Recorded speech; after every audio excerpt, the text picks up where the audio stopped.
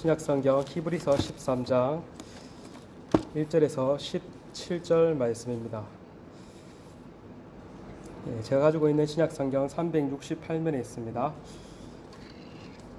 다 찾으셨으면 함께 읽으시겠습니다. 시작. 형제 사랑하기를 계속하고 손님 대접하기를 잊지 말라. 이로써 부지 중에 천사들을 대접한 이들이 있었느니라. 너희도 함께 갇힌 것 같이 갇힌 자를 생각하고 너희도 몸을 가졌은즉 학대받는 자를 생각하라.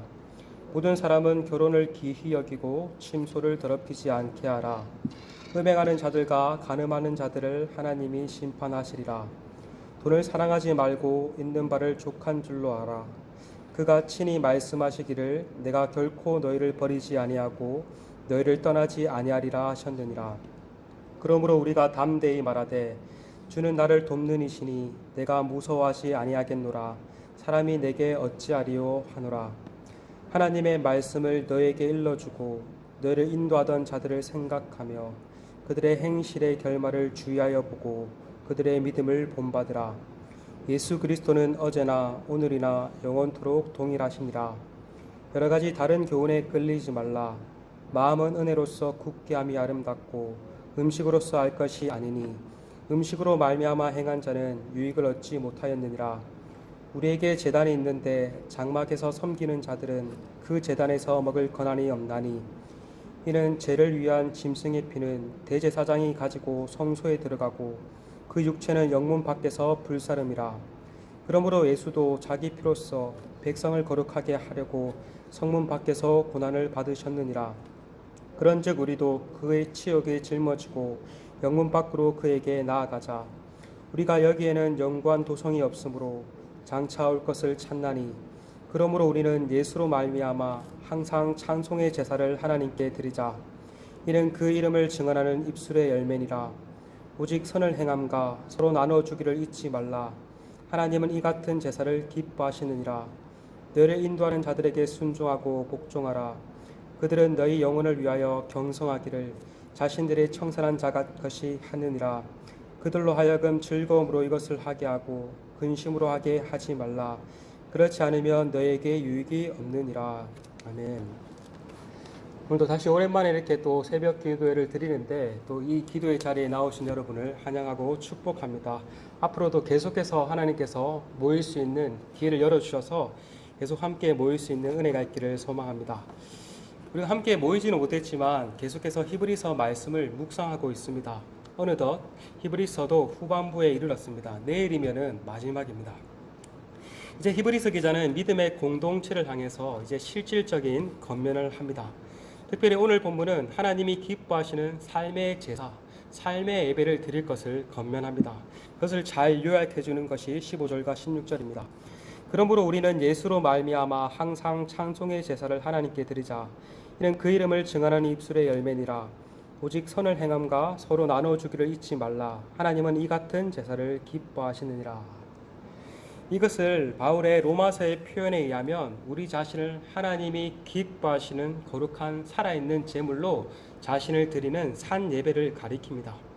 우리는 예배하면은 믿음의 공동체가 어떤 장소에서 함께 모여 드리는 것으로만 생각하기 쉽습니다.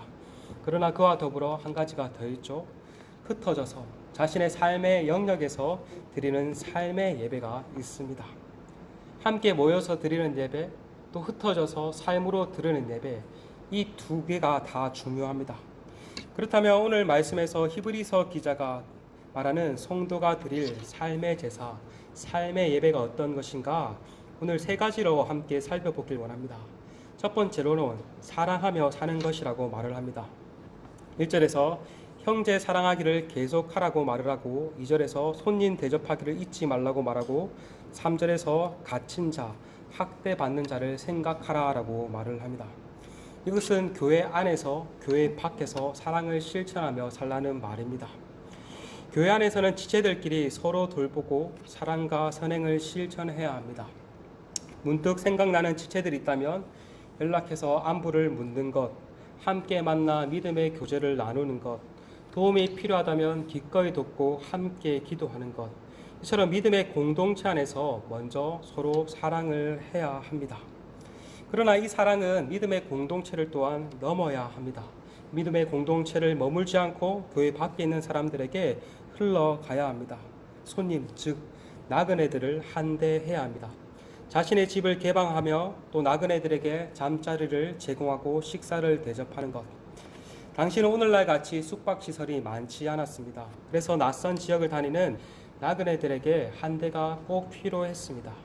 그래서 히브리서 기자는 부지 중에 천사들을 대접한 이들, 누구죠? 아브라함과 같이 손님을 대접하는 것을 잊지 말라고 말을 합니다.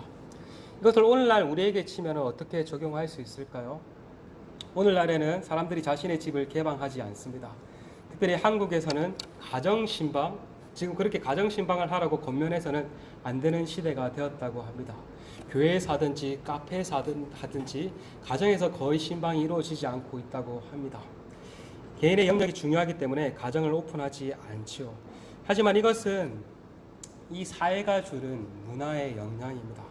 그러나 우리 성도는 어떻게 해야 하겠습니까? 자신의 가정을 오픈해서 또 다른 지체들을 초대하고 함께 교제를 나누는 것, 이것이 오늘날 우리에게 참 필요한 것이 아닌가 생각됩니다. 또한 나아가 히브리서 성도는 갇힌 자들, 학대받은 자들을 생각하라고 말을 합니다. 그저 생각하는 것이 아니라 함께 고난에 동참한다는 심정으로 기꺼이 그들을 도와라는 말입니다. 이처럼 사랑은 희생과 헌신이 요구됩니다. 우리의 사랑의 방식은 어떠합니까? 입술에만 머물고 있지는 않은지요. 바라기는 하나님의 사랑이 우리 가운데 더 풍성히 부어져서 기꺼이 그것이 형제 사랑으로 이어지기를 소망합니다. 하나님께서 기뻐하시는 삶의 예배 두 번째는 무엇입니까? 세상과 구별되어 사는 것입니다. 먼저 4절에서 모든 사람은 결혼을 기히 여기고 침소를 더럽히지 말라라고 말을 합니다. 이것은 결혼이라는 제도 안에서 성을 누릴 것을 말을 한 것입니다. 그 외에 또 강력하게 말을 하죠.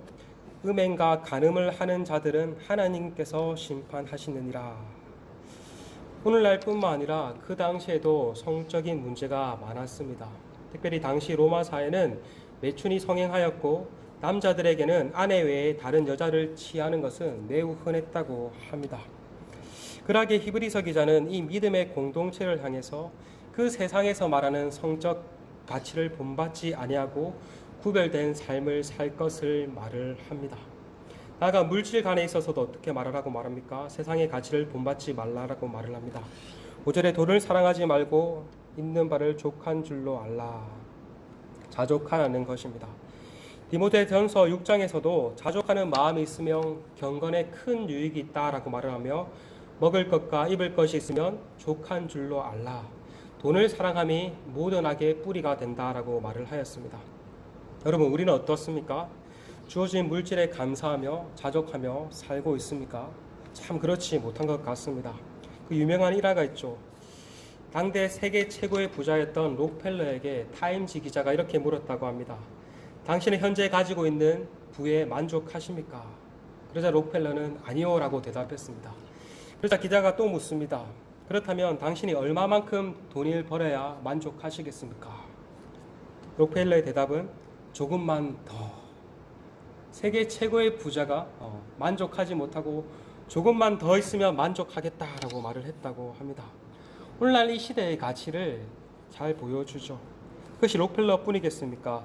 물질을 대하는 모든 사람들의 마음이 이러합니다. 그렇다면 왜 많은 사람들은 더 많은 돈을 갖기를 원하는 것일까요? 그 이유는 더 많은 돈, 더 많은 물질이 안정된 미래를 보장해 준다라고 생각하기 때문입니다. 즉, 하나님이 주실 그 안정의 자리를 돈이 대체하였던 것이죠. 팀 켈러에 의하면 하나님의 자리를 대체하는 것은 곧 우상이니 돈이 오늘날의 우리의 우상이 되어버린 것입니다.